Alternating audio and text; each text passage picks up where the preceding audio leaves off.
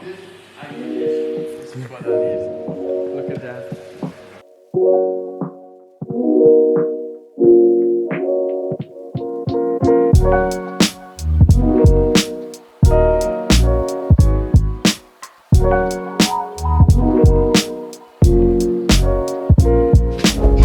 I have been curious about the Centre Emys for a long time, so when I was visiting Swiss, I was happy to be invited along to visit and see the center.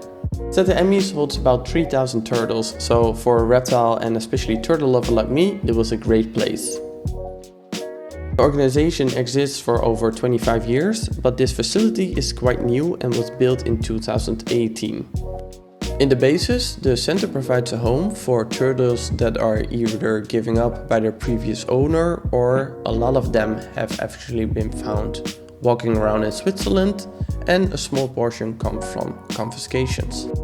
But they also do outreach, research and have breeding programs with different turtle species, including the only native Swiss turtle species, Emys orbicularis.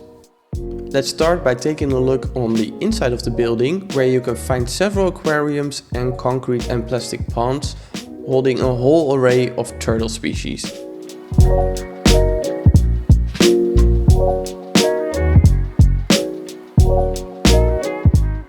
You can clearly see that sliders, the Terrarium crypta, are overrepresented. This is partly because they were a really popular and common kept pet turtle, so most of them are given up for adoption, but also because the Terrarium crypta is now on the EU invasive species list, so there's only a few centers that are actually allowed to take in these turtles. Because the sales of Terrarium crypta is now forbidden in Europe, you see a lot of other cheaper turtle species popping up in the trade, and therefore also in this center. So a lot of the species you see now are the Floridacultures, Herpetocultures, of course musk turtles, and what also surprised me was the amount of Ocadia sinensis. Honestly, I expected to see a lot more of the other cheap species like Mauremys revesi, Pelomedusa, maybe some snapping turtles, because these are also turtles that are sold for very low amounts in your pet store or reptile store. But today I was in the other rescue center and they actually told me that you see these animals less because they are found less in the wild. Most of their confiscations of the center I was today actually came from animals that were found in the wild, and Terrarium, Herpetocultures, those are all really sun-loving species. You see them basking along the edges of the pond, so the public sees them way easier, while a snapping turtle can hide way longer. They don't sunbathe as obviously as your Herpetocultures does, so there are probably more snappers out there. They are simply not found as easily as your typical slider. So yeah, but something I wanted to add, it was not what Centre Emys said. I'm not sure if that's the case for these turtles, but it did sound pretty logical, so something I wanted to add. As you can see, strolling around the different ponds, there are definitely some odd combos. And as this is a rescue center, certainly not all turtles looked in great condition, as many came from people who could not provide the proper care. And although the center is obviously new, you could see the typical struggles that many centers or shelters have, and that is the lack of space in comparison to the amount of animals that they need to provide a home for. That being said, I really liked how everything looked. Everything was quite clean and well organized, and I definitely took away some ideas for my own care, like the central drip system and some overflows.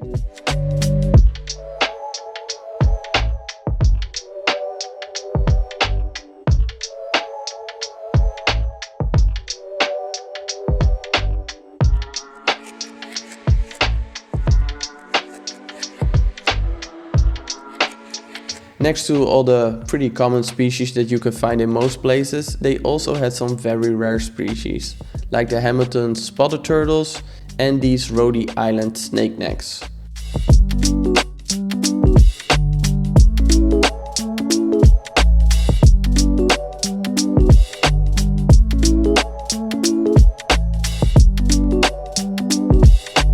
As well as these absolutely beautiful diamondback terrapins.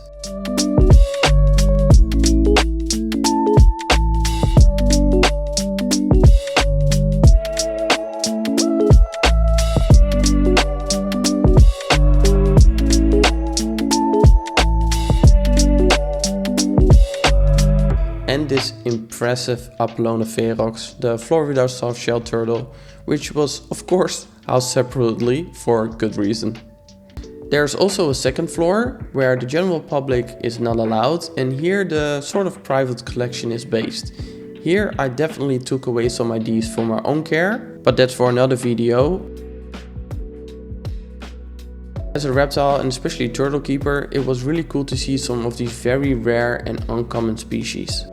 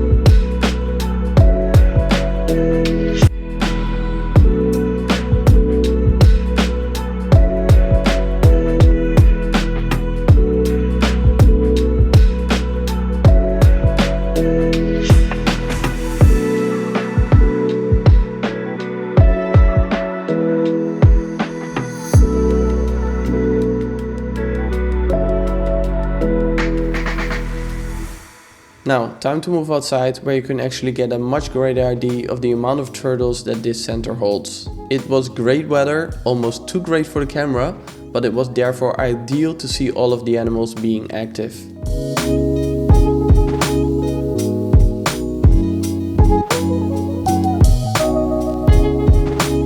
There are several enclosures for terrestrial tortoises, mostly Testudo hermanni, and each enclosure had a small greenhouse-like height, lots of structures and lots of natural greens and shrubs.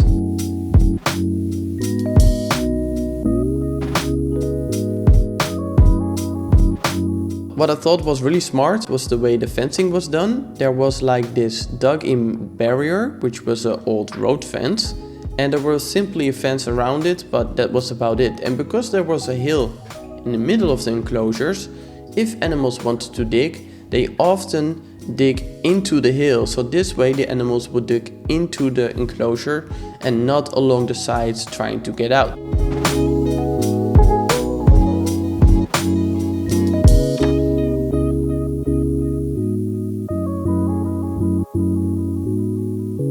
The aquatic turtles are found in these absolutely huge ponds. They were several meters long, and there were between 500 and 1,000 turtles per pond. And it seemed like everywhere you looked, there was a turtle.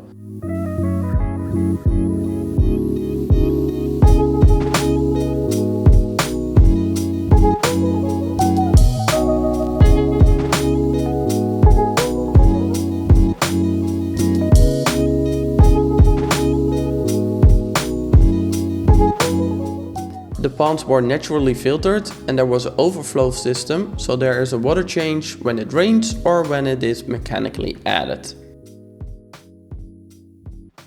During the making of this video, a new pond was under construction, and here you can get a clear idea of how these ponds are structured. Also, this pond will house more sliders, which hopefully frees up space indoors for other projects. One of the big missions of the center is research and reintroduction of the only native Swiss turtle species, Emys orbicularis. There was also a big natural pond for the breeding groups and an assortment of great looking outdoor ponds with Emys of several ages.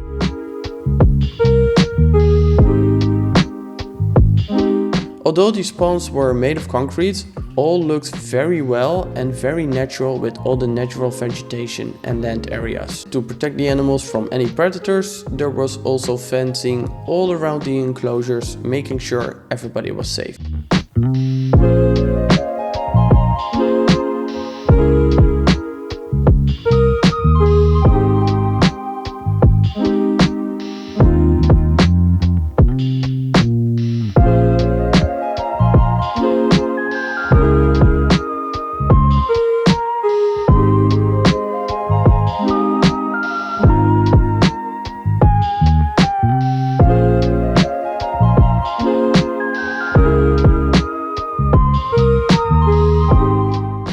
will finish this video with some images of the greenhouse used to house and breed some more endangered Asian species.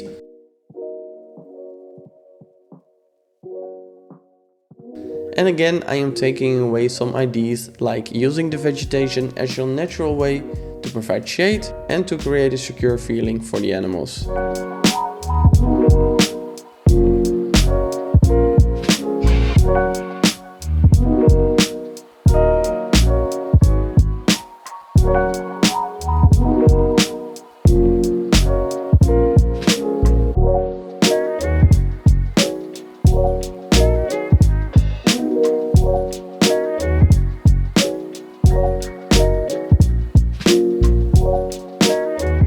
It was really fun to finally be able to visit the center, and I want to thank everybody for their hospitality.